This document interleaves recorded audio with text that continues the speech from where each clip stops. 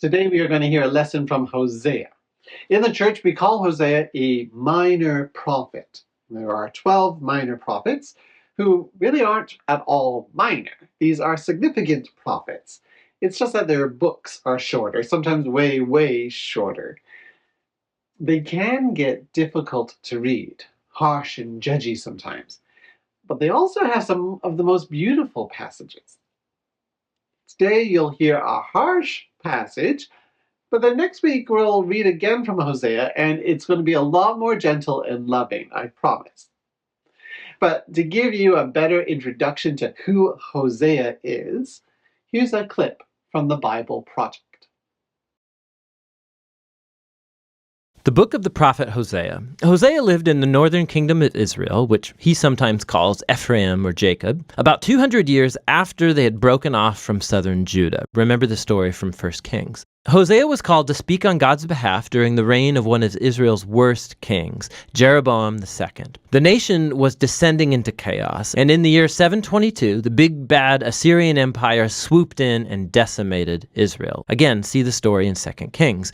And Hosea had seen all of this coming. The book is a collection of some 25 years of his preaching and writing. It's almost all poetry. And this whole collection has been designed to have 3 main sections. Let's just dive in and you'll see how it works. The opening part tells the story of Hosea's broken marriage to a woman named Gomer, who commits adultery.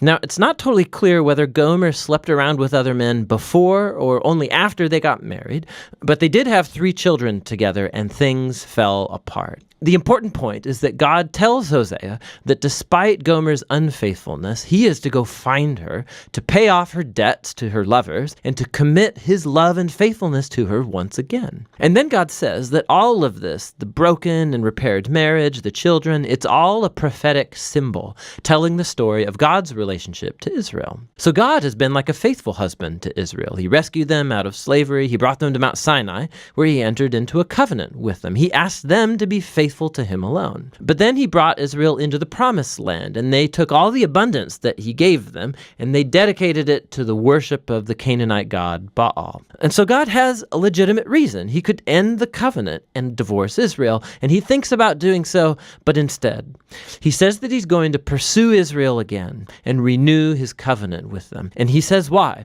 It's purely because of his own love, compassion, and faithfulness. Hosea then spells out what all this means.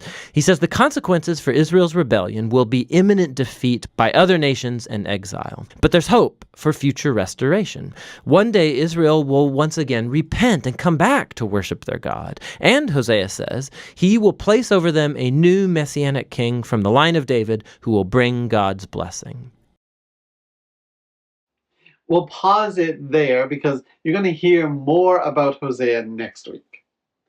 When you listen to our passage for today, keep in mind that Hosea's portrayal of God is tumultuous but also passionate. It is full of highs and lows. Today we'll hear the low, and then next week the high. I think we'll see a bit of ourselves in that. So let's read it with that faithful expectation.